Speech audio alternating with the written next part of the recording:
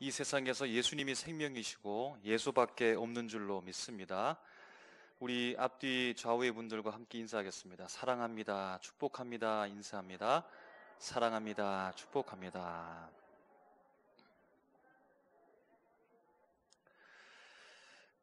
여러분, 어떤 주부가 외출을 할 때 현관문을 나서자마자 뒤를 돌아보면서 집 안으로 들어갑니다.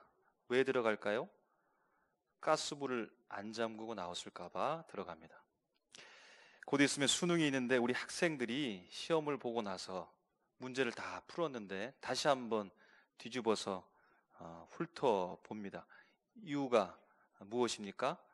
실수한 것이 있지는 않을까 확인하기 위해서입니다. 어느 아버지가 말썽부린 아들을 훈계하고 나서 따끔하게 말합니다.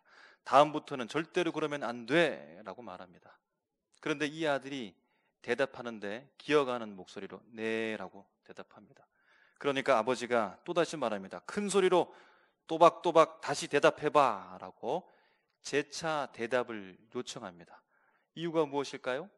첫 번째 대답은 확실하지 않은 것 같아서, 네가 아버지의 훈계 말씀을 제대로 듣지 않은 것 같아서 확인하기 위해서 다시 한번 대답해 보라고 그렇게 요청하고 있는 것이죠.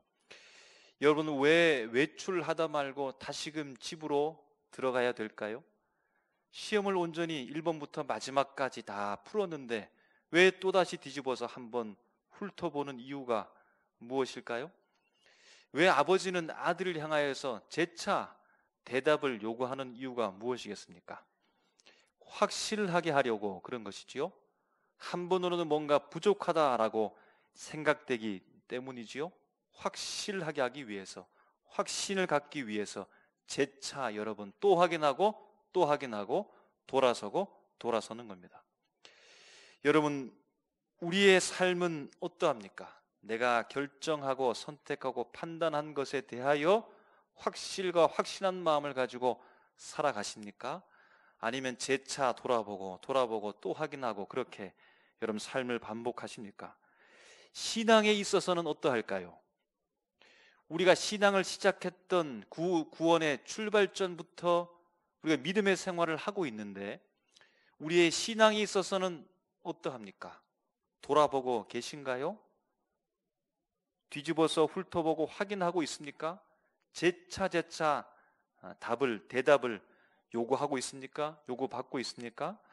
오늘 말씀을 통해서 우리가 신앙을 출발했던 그때 구원을 다시 한번 생각하고 오늘 말씀을 통해 우리가 가지고 있는 그 구원이 어떤 의미를 가지고 있는지, 우리에게 지금 현재 어떻게 존재하고 있는지 함께 나누는 귀한 시간 되기를 주님의 이름으로 축복합니다. 초대교회 때의 배경은 한결같이 핍박입니다. 예수 믿는 것이 쉽지 않았습니다. 우리 코로나 시대 속에서도 예수 믿는 것, 신앙을 드러내는 것, 많은 대중 앞에 제가 교회 다닙니다, 신앙인입니다 라고 얘기하는 것이 조금 꺼려지고 어려웠던 것처럼, 아니 그 이상의 상상할 수 없을 정도의 핍박과 고난들이 초대교회에 있었다라는 것입니다. 그런데 이들을 잘 지도해주고 핍박과 고난 속에서도 어떻게 하면 믿음 생활 잘 할 수 있는지 체계적으로나 조직적으로나 지원하고 알려주는 것에서는 조금 미흡했습니다. 그래서 고난과 핍박 가운데 그 당시에 최초로 세워지고 예수에 대한 증언자의 1세대와 같은 사도들과 초대교회의 지도자들, 사역자들의 적극적인 지원과 도움이 필요한 때가 바로 초대교회의 시절입니다. 그래도 이거 하나는 분명했습니다. 무엇인지 신앙에 대한 지식과 지식은, 신앙의 여건들은 화려하고 잘 구비되지 못한다 할지라도 주 예수 그리스도에 대한 믿음, 그분을 위하여 내가 목숨까지 바치겠다라고 하는 이 열정과 열기는 대단히 뜨거웠다라는 겁니다. 그런데요, 한편으로 그러합니다. 뜨거운 것은 식게 마련이지요. 세상에 예수 믿으면서 살아가는 것이 힘들어지고 주 예수 그리스도께서 승천한 이후에 다시 오겠다라고 말씀하신 그 약속 붙잡고 나가고 있는데 시간이 흘러갑니다. 하루가 지나고 이틀이 지나고 10일, 20일이 지나고 한 달, 두 달이 지나고 1년, 2년이 흐르고 10년, 20년, 30년이 계속해서 훌쩍 지나가고 있음에도 불구하고 예수 재림에 대한 소식은 들려오지 않는 겁니다. 예수님이 다시 오시마 약속했던 그 약속은 자꾸만 뒤로 밀려나 지연되는 것만 같습니다. 그래서 어떠할까요? 다른 생각이 자꾸만 드는 것이죠. 다른 생각이, 옛 기억이 그 사람 마음속에 들어온다라는 것입니다. 여러분, 우리가 어떤 사람을 어느 곳에 보내놓고 너 거기에 도착하면 분명히 나에게 전화로 알려줘라, 잘 도착했는지 소식 좀 전해다오 라고 그렇게 신신당부를 했는데 전화가 오지 않으면, 아무런 소식이 없으면 여러분 어떠합니까? 어떻게 됐는지 자꾸만 우리 마음 가운데 다른 생각이 들지 않습니까? 오늘 히브리서는 유대교로 있다가 구약의 말씀만 알았던 사람이 예수 믿음 가지고 기독교로 개종한 사람들에 대하여 보내는 하나님의 말씀입니다. 유대교에 있다가 개종되어져서 예수 믿는 사람들, 이 사람들에게 있어서의 자꾸만 다른 생각은 무엇이었을까요? 모이고 함께 예배하는데 감격과 감동은 자꾸만 사그러드는 것 같고, 핍박은 멈추지 않고 계속해서 거세며, 예수 믿음을 통하여서 내가 복받고 잘 살아야 되는데 자꾸만 어려움에 봉착하는 것 같고, 예수님의 약속을 붙잡고 살아가려고 하는데 시간은 계속해서 흘러가며 재림에 대한 그 사건은, 그 종말론적인 사건은 자꾸만 지연되어져 가는 그 어려운 환경 속에서 유대교에 몸담았다가 기독교로 개종했던 이 사람들에 대한 옛 생각은 무엇이었을까요? 예전에는, 성전에서는 제사할 때는 그렇지 않았는데, 여러분 어떠했습니까? 성전에서 제사를 드릴 때 그때의 추억을 생각해 보면 지금 단조롭게 예배드리고 있는 그 예배가 아니라, 성전에서 제사하는 짐승을 잡고 화려하게 연기가 피어오르면서 그렇게 주님의 임재를 경험했던 것 같은데, 그 속에 몸담고 그 의식과 절차를 따라서 내가 성전에서 제사를 드리면 나도 거룩해지는 듯 그렇게 생각되어졌는데, 그런데 그들의 마음 속에 자꾸만 부족함이 생기는 겁니다. 다른 마음이 자꾸만 생기고 있다라고 하는 것입니다. 그래서 그때를 기억하고 추억하고 연민하면서 예전으로 돌아가는 사람들이 생긴 겁니다. 예수 믿음, 기독교로 예수 신앙 가운데 있었던 사람들이 유대교로 자꾸만 떠나가는 일들이 생겼다는 겁니다. 그래서 히브리서를 통하여서 유대인 그리스도인들에게 그들이 가장 잘 이해하고 있는 구약의 말씀, 특별히 오늘 말씀하고 있는 성전에 대하여 이야기하고 복음을 다시 한번 설명하고 있다는 겁니다. 여러분, 오늘 본문에서 우리에게 읽혀지는 말씀 중에 하나는 이런 것이 있지요. 하늘에 있는 모형이라는 말이 있습니다. 하늘에 있는 모형이니까 하늘에 있는 것이 아니라 하늘에 있는 그것이 지상의 모형으로 있다라는 말씀입니다. 지상에 하늘에 있는 모형이 있는데, 이 하늘에 있는 모형을 정결케 하기 위해서는 짐승의 피가 필요하다라고 합니다. 그런데 예수 그리스도께서 하늘에 있는 모형과 꼭 같은 말입니다. 참된 것의 그림자, 곧 성소에 들어가지 아니했다라는 말씀이 나옵니다. 이 말은 예수 그리스도께서 이 땅에 오셔서 십자가의 죽음을 죽으신 이후에 부활하신 신앙적, 신학적 묘사입니다. 예수님께서 하늘에 있는 모형, 참된 것의 그림자, 곧 성소에 들어가지 않으시고 곧장 모형과 그림자가 아니라 하늘에 있는 것, 참된 것으로 곧장 가셔서 하나님 앞에 나타나셨다라고 말합니다. 그래서 이 사건은 예전에 성전에서 드렸던 제사와는 다르다라고 말씀해 주고 있습니다. 이전에는 자주자주 제사를 드렸는데, 그런데 예수 그리스도께서 단번에 제사의 제물이 되셨다라고 말씀하시고, 그 예수 그리스도께서 앞으로 먼 미래에 두 번째 나타나심, 곧 재림하실 것을 약속하고 말씀하는 것이 오늘 본문의 내용입니다. 여러분, 오늘 본문에서 다시 한번 이야기해 보면 그러합니다. 23절에 나오는 하늘에 있는 것들의 모형, 이것이 무엇일까요? 하늘에 있는 것들의 모형이라고 합니다. 지상에 하늘에 있는 것들의 모형이 있는데 무엇을 상징하는 것일까요? 24절에 보면 같은 의미의 말입니다. 참된 것의 그림자. 이것은 무엇이겠습니까? 24절에 이어지는 말씀을 보면 우리가 알 수 있는 부분이 있습니다. 곧 손으로 만든 성소라고 이렇게 우리에게 설명해 주고 있습니다. 25절 말씀에도 이렇게 말합니다. 대제사장이 해마다 다른 것의 피로써 성소에 들어가는 것 같이라고 말합니다. 어떤 일을 말하는 것일까요? 위에 있었던 이 모든 말들은 무엇을 상징하는 것입니까? 이미 말씀에도 설명해 주고 있듯이 성전에 대한 이야기입니다. 구약시대 때 있었던 이 성전에 관한 이야기를 오늘 우리에게 말씀해 주고 있다는 겁니다. 여러분, 우리는 성전의 역사를 알고 있지요. 성전은 성막으로부터 출발했습니다.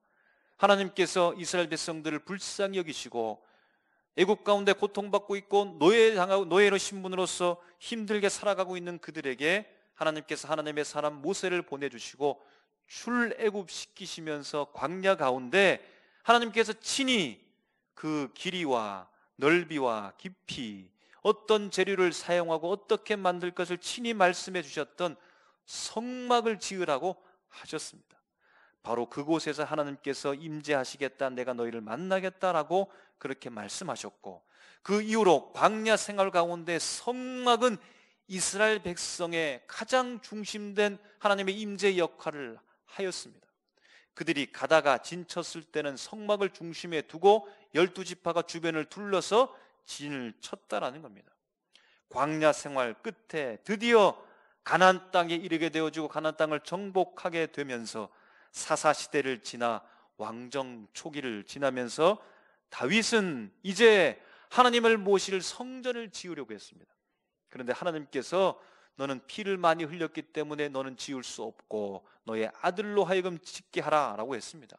그래서 다윗이 할 수 있는 것은 무엇이었습니까?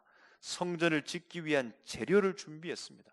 그리고 나서 그의 아들 솔로몬이 아버지가 준비해둔 그 재료를 가지고 7년에 걸쳐서 드디어 솔로몬 성전을 완공하게 됩니다. 그렇게 시간이 지나가다가 신흥강국 바벨론이 일어나면서 바벨론의 느부갓네살 왕이 예루살렘에 쳐들어와서 성전을 파괴해버리죠. 그렇게 70년의 포로의 시간이 흘러갔습니다. 하나님께서 은혜를 주셔서 포로가 귀환되어지고 그 귀환되는 상황 사람 속에 스룹바벨을 세우셔가지고 다시 한번 예루살렘 성전을 재건하게 됩니다.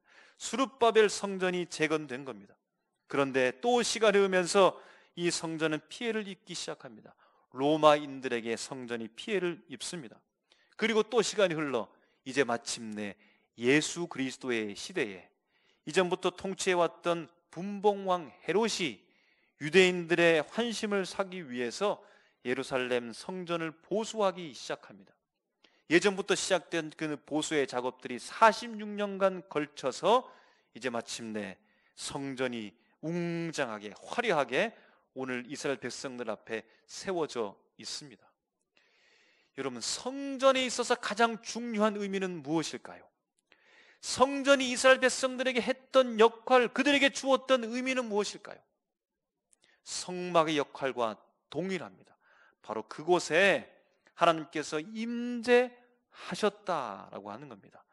성전, 지성소, 곧 법계 그룹 사이에 하나님께서 임재하신다라고 그렇게 생각했습니다.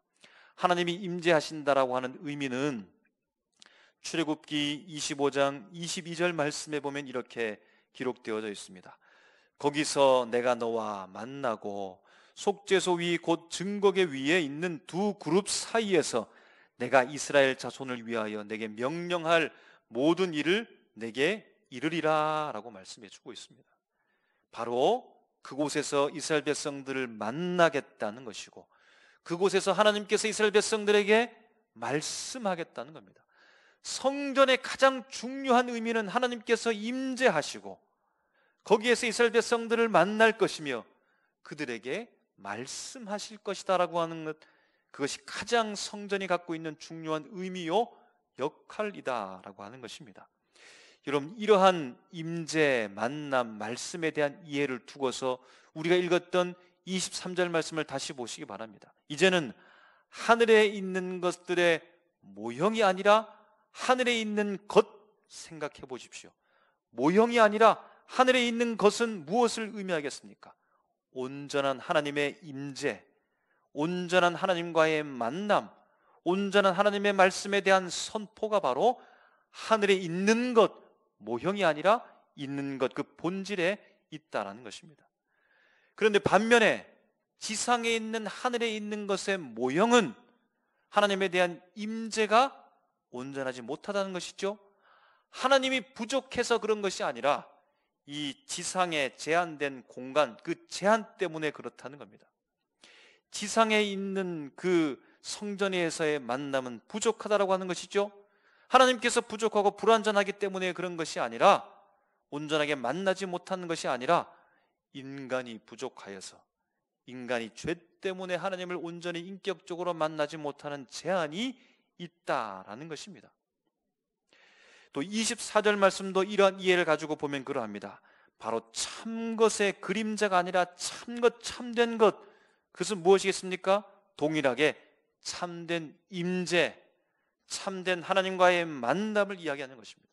그런데 반면에 지상에서의 성전은 어떻습니까? 그 만남과 임재에 있어서 임시적이며 일시적이라는 것입니다.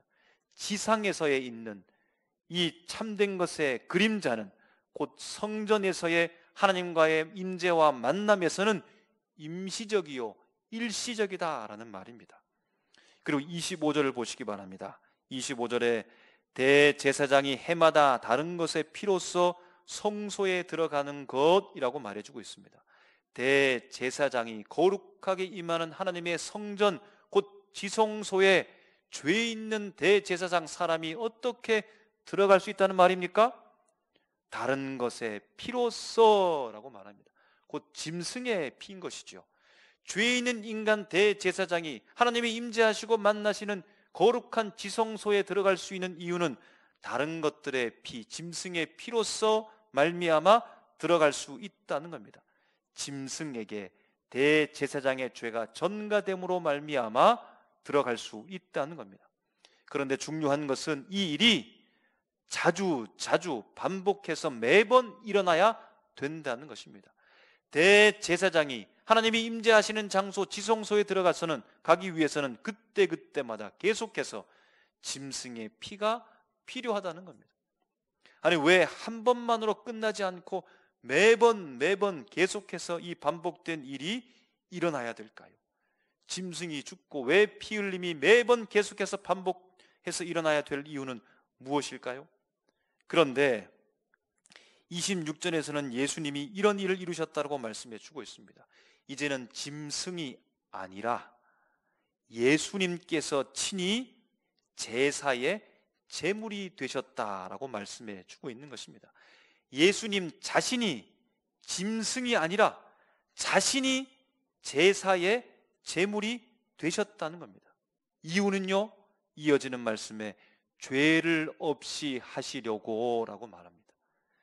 예수님이 곧 죄를 없이 하시려고 짐승이 아니라 자신이 친히 제사의 제물 되셨다고 말씀해 주고 있습니다. 속죄하기 위해서, 인간의 죄를 사하시기 위해서 대속의 제물로 주님께서 제사의 제물이 되셨다는 겁니다. 우리를 죄 없이 하시기 위한 목적이 바로 거기에 있다라는 겁니다. 그런데 여러분, 이전과 다른 것이 있습니다. 전에는 대제사장이 짐승을 매번 자주 잡아서 피 흘려 제사를 드렸는데, 그런데 예수 그리스도의 이 제사의 이 일회성 단번으로 끝나버렸다는 겁니다. 단 한 번만으로 끝났다는 겁니다. 더 이상 예수 그리스도께서 자주 제사를 드리는 것처럼 그렇게 하지 않아도 된다는 겁니다. 아니, 25절에서는 대제사장이 해마다 짐승을 잡아 피 흘려서 핏부림을 하고, 그래야 겨우 히브리역 7월 10일 대속죄일에 겨우 지성소에 한 번 들어갈 수 있었는데, 그런데 예수 그리스도께서는 단번에 제물로 죽으심으로 모든 것이 다 종결되었다는 겁니다. 더 이상 뒤를 돌아볼 필요가 없고, 더 이상 시험지 문제를 뒤집어서 훑어볼 필요가 없으며, 더 이상 너 한 번 더 대답해보라고 물을 필요가 없다는 겁니다. 26절에 이렇게 말합니다. 예수님께서 단번에 제물이 되시고 곧 죽으심이 죄 없이 하시려고 하면서 세상 끝에 나타나셨느니라고 말합니다. 예수님께서 우리의 대속적인 죽음을 죽기 위해서 언제 나타났냐면 세상 끝에 나타나셨느니라고 말씀해 주고 있다는 겁니다. 여러분, 세상 끝이 언제일까요? 예수님께서 나타나셨던 그때가 세상 끝이라고 하는데, 그때가 세상 끝이란 말은 무슨 의미일까요? 바로 율법의 끝이라는 말입니다. 하나님이 인간 백성을 향하여서 제사를 드리고 너희가 내게 바쳐야 될 수많은 제물의 종결, 그 율법의 끝에 예수님께서 오셨다는 말이고, 율법의 모든 것을 성취함으로 예수 그리스도께서 단번에 죽으셨다라는 말입니다. 율법이 시작되어 율법의 과정을 거치면서 마지막 그 끝에 예수께서 오셔서 율법을 다 송두리째 성취해 버렸다는 말씀이 예수 그리스도께서 단번에 제물이 되셨다라는 말입니다. 마태복음 5장 17절 말씀에 예수님께서 세상 끝 곧 율법 끝에 오신 이유와 의미를 말씀하십니다. 내가 율법이나 선지자를 폐하러 온 줄로 생각하지 말라. 폐하러 온 것이 아니요 완전하게 하려 함이라. 아멘. 예수님께서 율법의 모든 요구를 단번에 성취하러 오셨다라는 겁니다. 단번이라는 말은 성취, 완성의 의미를 가지고 있다라는 말입니다. 27절에 이렇게 말씀하죠. 한 번 죽는 것은 사람에게 정해진 것이요 라고 말합니다. 우리 모두는 예외 없이 한 번 죽는다는 겁니다. 왜 그렇습니까? 우리 속에 죄가 있기 때문에, 하나님과 떨어져 있기 때문에, 멸망의 자녀가 되어 있기 때문에 피할 수 없는 운명은 한 번 죽는다는 겁니다. 그런데 한 번 죽는 우리를 위하여 예수 그리스도께서 단번에 죽으셨기 때문에 그 단번은 우리를 위한 죽음이다라는 것입니다. 인간의 죽음을 완전히 대신한 죽음이라는 말씀입니다. 우리와 성정이 같으신 예수 그리스도께서 온전한 제사의 제물이 되어 주셔서 죄 없으신데, 죽을 필요가 없으신데 예수님께서 한 번 죽을 내 목숨을 위하여 예수님이 한 번 단번에 죽으셨다라고 말씀하고 있다는 말입니다.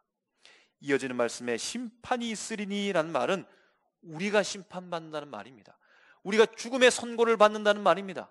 우리 대신 예수님께서 심판받고 죽지 않으셔도 되는데 우리를 대신하여 죽음의 심판 선고를 받으시고 단번에 한 번에 우리 모든 한 번의 죽음을 송두리째 예수 그리스도께서 죽으셨다라고 말씀하고 있다는 사실입니다. 여러분, 내가 죄인으로서 한 번 죽어야 하는데 나 대신 죄 없으신 예수님께서 심판의 최종 선고를 받았습니다. 그리고 한 번 죽어야 할 나 대신 죄 없으신 예수님께서 대신 죽음의 심판 선고를 받으시고 죽으셨습니다.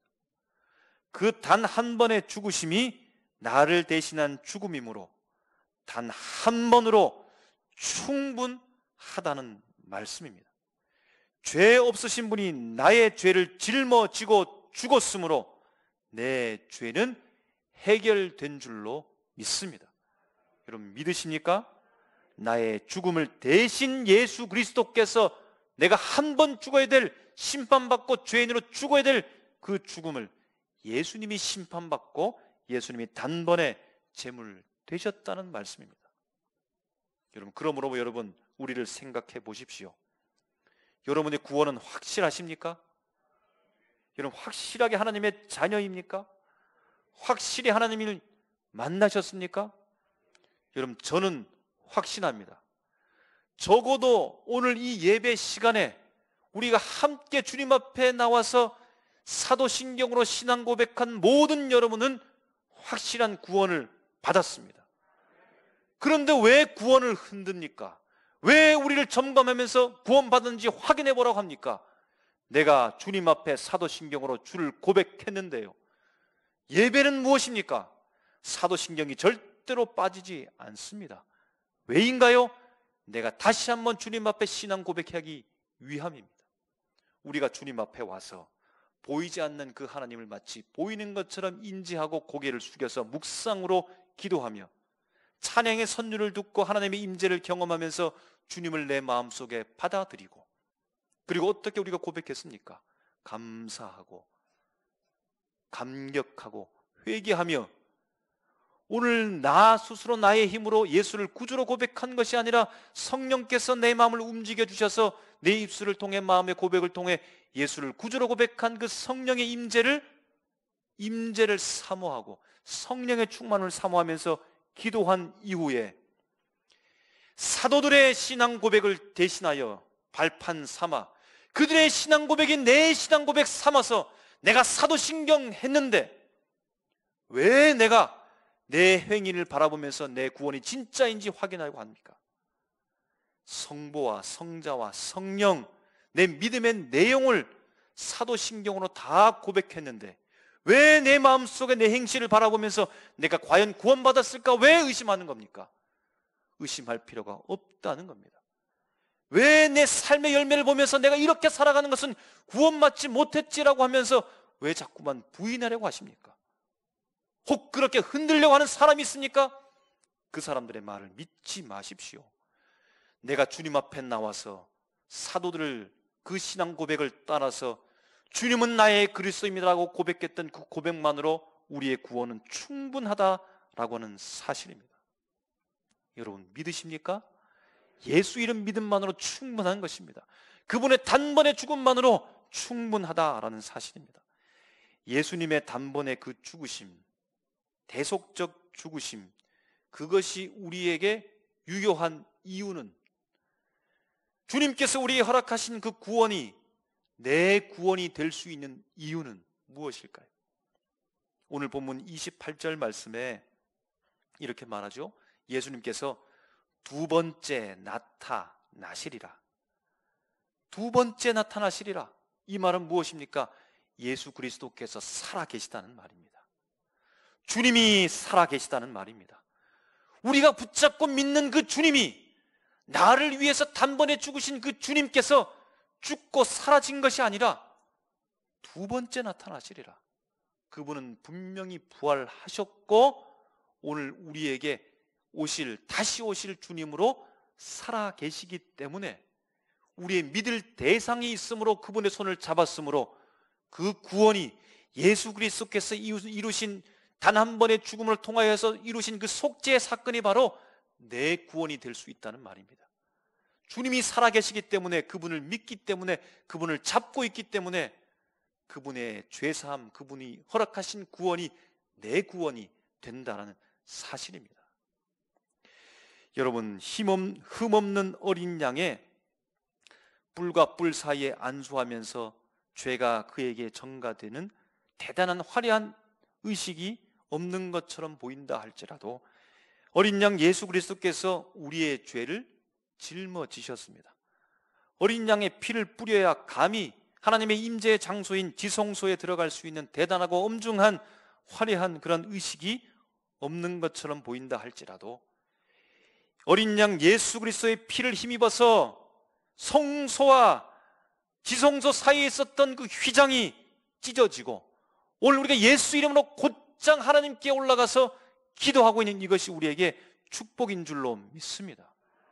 우리의 행위를 붙잡고 하나님께 나가는 것이 아니요, 우리의 능력을 붙잡고 하나님께 나가는 것이 아니요, 우리의 돈과 명예를 붙잡고 하나님께 나가는 것이 아니라 나를 위해 단번에 제물 되시고 죽으신, 내가 한 번 죽어야 되는데 하나님 앞에 죄의 심판의 선고를 받고 지옥으로 내려가야 되는데 나를 위해 죽으신, 단번에 죽으신 예수 그리스도의 이름을 붙잡고 오늘 하나님 앞에 나왔으며 이곳에 성령으로 만드신 이 주의 몸된 교회에 하나님께서 온전히 임재하고 계십니다.